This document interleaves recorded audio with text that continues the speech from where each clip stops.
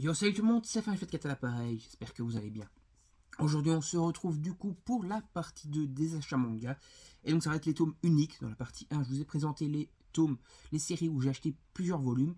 Et là, donc, c'est les séries où il y a un seul volume qui s'ajoute dans la mangatech. Donc, il y a des nouveautés. Et il y a également rarement des séries, des nouvelles séries, tout simplement.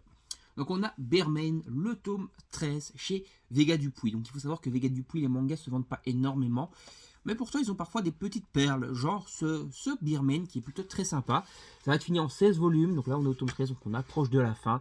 C'est un manga un peu délire avec des espèces de codes de super-héros, de Power Rangers et tout ça, où on va donc avoir une espèce de team de personnages qui peuvent se transformer en espèce de créatures ailées et qui vont du coup affronter des adversaires, des ennemis, des monstres, etc. Et c'est plutôt sympa. On a également le manga Sominia, Les Faiseurs de Rêve, qui est dessiné par Frederica Di Mio. Frederica Di Mio, qui est donc la dessinatrice du manga Oneria, donc manga franco-italien Oneria. Ici, je crois que c'est un manga italien-italien. Italio, je sais pas exactement comment il faut dire. En tout cas, donc, c'est pas le même délire. Voilà, on voit que l'auteur, la dessinatrice Frederica Di Mio, est plutôt douée parce qu'elle peut te faire un manga genre Oneria où les dessins sont super badass.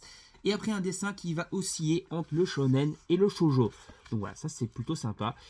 Et donc c'est le dernier volume voilà, de Somia. Donc une petite série en 2 volumes, mais des volumes de 300 pages quand même. Donc hein, assez copieux, assez conséquent.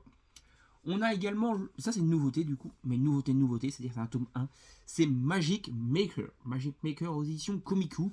Ça fait un moment que j'avais plus acheté de manga Komiku, on me suis dit, allez, cette nouveauté a l'air plutôt sympa, je vais le prendre. Voilà, donc c'est un manga donc, avec des codes de magie, de heroic fantasy, etc. Et voilà, pas mal de magie, de combat à l'épée, d'entraînement à l'épée, voilà, une espèce de petit rite initiatif, en tout cas dans le début.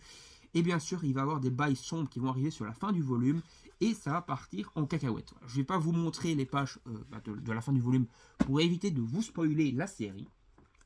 On continue également la série Remonster. Remonster, donc le tome 6, ça sort très peu, ça sort très peu souvent cette série-là. C'est un peu le moi quand je me racaille en slime, mais avec des gobelins. Voilà, en gros, c'est ça le délire. Et bah, c'est plutôt sympa. C'est une série que je vous invite à découvrir si vous ne la connaissez pas encore. Les dessins sont plutôt cool. On est dans un monde d'heroic fantasy avec une réincarnation du coup en monstre. On a également le manga Blue Period tome 11 qui continue. Donc toujours avec du dessin aux petits oignons et toujours en fait plusieurs mélanges de genres de dessins dans ce manga. C'est-à-dire qu'on va se retrouver avec un manga avec un dessin assez shonen comme ça.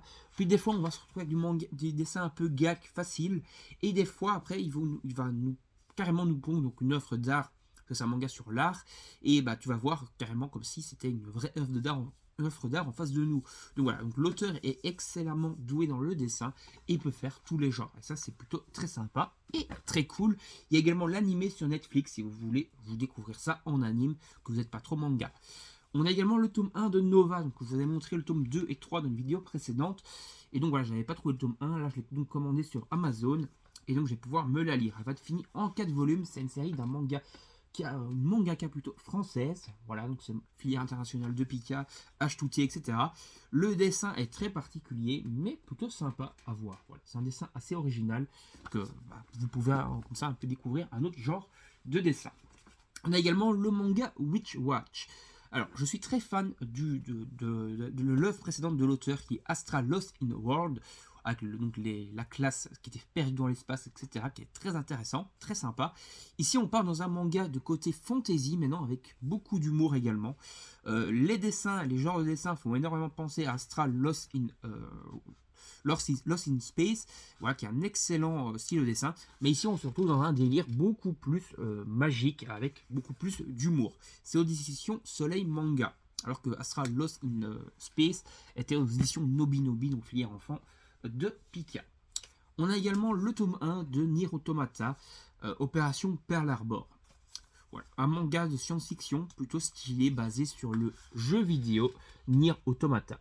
Voilà, Nier Automata qui est, je crois, le 3e volet de la série Nier en jeu vidéo. Et voilà, normalement, le jeu Nier Automata est censé être sorti sur Switch au moment où je tourne cette vidéo. Voilà, hier, je pense, je tourne cette vidéo le 7 octobre, et je crois que c'est sorti le 6 octobre dans les éditions en édition Nintendo Switch, en tout cas le jeu. Et là, du coup, il passe maintenant au format manga pour cette série. J'ai également le tome 1 de Neko Gahara qui va être fini en 5 tomes. Un manga, moi je suis fan des chats, j'ai 5 chats chez moi. Et bah voilà, un manga où les chats sont les héros, ça m'intéressait, surtout des vrais héros, pas juste des chats tout mignons. Voilà, là on se retrouve carrément en face de chats samouraïs avec des affrontements hyper épiques. Et ça, bah, c'est super cool. Et je suis content d'avoir découvert ce petit manga qui a vraiment un très bon, un très bon dessin également, quoi, tout simplement. Plus le concept qui est énorme, quoi. On a également Dragon Quest, le tome 24. Donc les héritiers de l'emblème, la suite de Dragon Quest Emblem of Roto. On approche de la fin, enfin pas tout à fait, encore 10 volumes parce que la série va être finie en 34 tomes, là on est au 24e. Et ben ça va être toujours aussi cool de découvrir cette série. En plus on se retrouve maintenant avec un peu des retours de monstres emblématiques de la série précédente. Et ça bah c'est cool, voilà. Je trouve ça cool quand même. Voilà, vous allez me dire c'est facile, voilà, comme dans Dragon Ball, on fait revenir Golden Freezer, on fait revenir Freezer 25 fois, on fait revenir Cell, machin. Mais là je trouve ça cool, voilà. C'est des méchants que je trouvais quand même déjà badass, cool dans la première série, et les voir revenir c'est quand même vraiment très sympa, quoi. En tout cas pour ma part. On a également donc le manga Sanctuary, donc le tome 1 de cette Perfect. D'après mes renseignements, elle devrait faire 6 tomes la Perfect. Voilà, ça faisait 12 tomes à la base, là c'est un format double. C'est donc un shonen avec des dessins assez vintage. On se retrouve à peu près sur du City Hunter, on va dire, au niveau de l'époque. Hein. C'est pas tout à fait du City Hunter, bien sûr, au niveau du dessin. Ne faites pas dire ce que j'ai pas dit, mais c'est très bien dessiné. Voilà. Un petit manga assez sombre, thriller un peu à la 20th Century Boy. C'est assez cool d'avoir ça dans les mains. Et c'est cette fois une Deluxe, une Perfect chez Glénat, pas chez Panini. Panini qui est un peu habitué à faire des Deluxe pour l'instant. Mais là, on est chez Glénat. On continue également Solo Leveling. Solo Leveling avec le tome 7. J'ai pas pris le collector, je me suis pris le normal. Voilà. Et je me suis pas encore vraiment intéressé vraiment à Solo Leveling. Il serait peut-être temps que je m'y mette. Ça va, l'odeur, d'habitude, ça sent vraiment pas bon, les éditions couleurs comme ça. Là, on dirait qu'il commence à faire un effort sur l'impression. Parce que j'avais toujours l'impression, en fait, que, justement, impression, jeu de mots, que les tomes précédents, en tout cas, ou les tomes comme ça, au webtoon, quoi, ça avait une odeur de peinture assez désagréable. Là, on dirait qu'ils sont coupés un peu à corriger ce défaut-là. On a bien sûr le collector de My Hero Academia, le tome 34. Donc, dedans, on a le tome normal, bien sûr. On a une jaquette réversible. On a également le film en édition comics. Donc, c'est le film avec les screenshots, etc. Le film qui s'appelle Hero Rising. Voilà. Qui est également vendu séparément si vous ne voulez pas le collector. On a également une espèce de statuette acrylique qui est plutôt cool du personnage de Shoto. Donc, le personnage qui a les pouvoirs feu et glace. Hein, le mélange, quoi. Et puis, on a un ex-libris, encore une fois, de Shoto. Voilà. Donc, pas mal. Oups. On va essayer de pas tout casser, je vous montre quand même un peu comme ça pour que vous voyez. Pas mal de petits goodies quand même et de trucs dans ce collector qui est quand même encore une fois assez fourni. Les collectors de My Hero Academia, c'est pas juste des trucs pour dire c'est un truc collector, il y a juste une carte postale à la con dedans. Non, là c'est des vrais collectors assez bien fournis, quoi, et ça c'est cool. On a également le Roi Cerf, donc voilà, qui est fait par le film en tout cas est fait par celui qui a fait les films Princess Mononoke et Your Name. Et donc c'est inspiré du film, qui est également au cinéma du coup. Et normalement ici on est chez Casterman, voilà. Donc c'est les éditions manga de Casterman qui s'appellent Shaka. J'ai quelques mangas chez eux.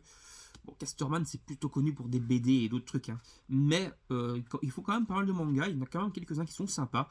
Et donc on se retrouve dans un manga qui est plutôt cool. Le dessin est assez sobre, mais plutôt... il fait le café, quoi.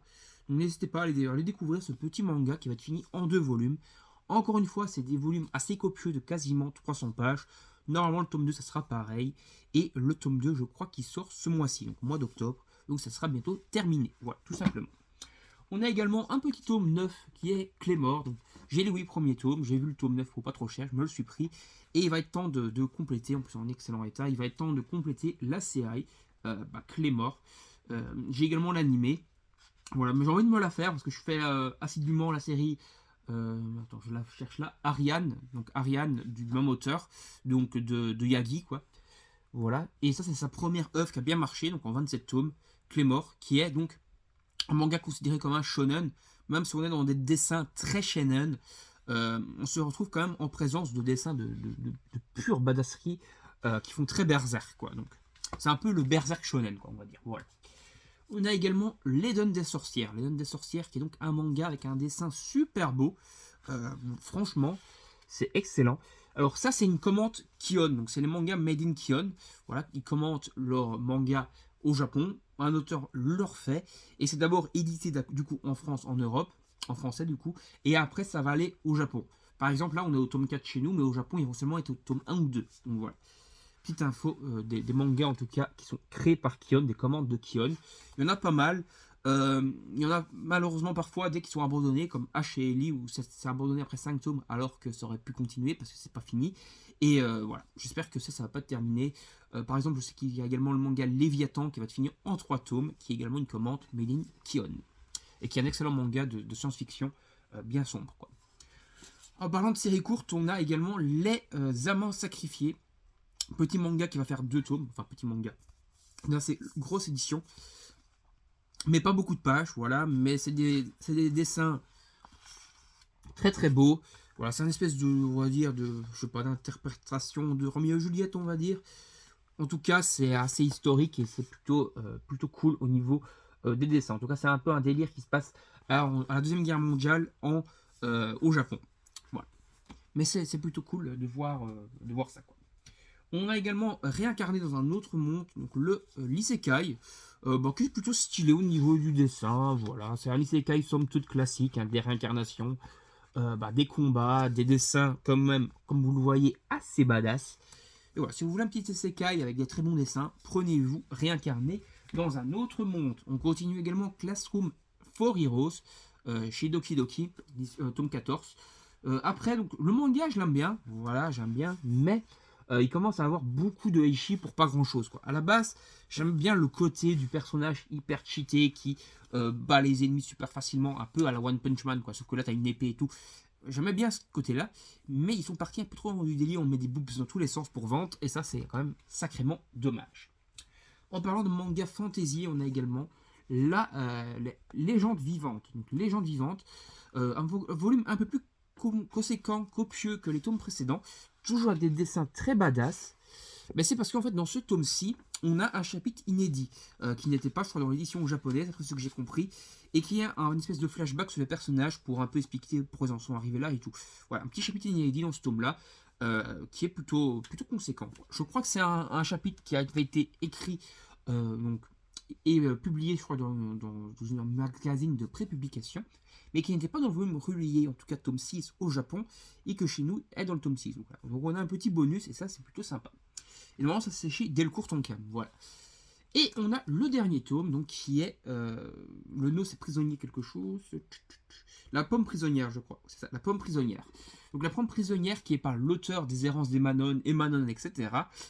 Et voilà, je l'ai juste pris parce que je suis très fan du style de dessin de l'auteur. Donc vous voyez, je ne l'ai pas déballé. Normalement, les errances d'Emanon et tout le bordel, je ne les vois pas sous la main ici. Mais je crois que c'est aux éditions Latitude de Kana ou de Kion. Voilà, c'est aux éditions, soit c'est au Kana, soit c'est Kion, normalement, Emanon et compagnie. Et ici, c'est Noévé qui a réussi à récupérer donc l'auteur. Et voilà, on est chez Noévé Graphics maintenant pour cette nouvelle one-shot de l'auteur. Donc voilà, on a terminé ces achats manga. J'espère que la vidéo vous aura plu. N'hésitez pas à vous abonner à la chaîne et à activer la petite cloche pour ne rien manquer. Donnez vos avis en commentaire sur les achats, si c'est des bons achats ou pas. Donnez vos propres achats pour qu'on puisse en parler en commentaire. Moi je vous dis salut tout le monde, à la prochaine. N'hésitez pas à partager la vidéo sur les réseaux sociaux, à mettre le petit pouce en l'air, etc. Salut, salut.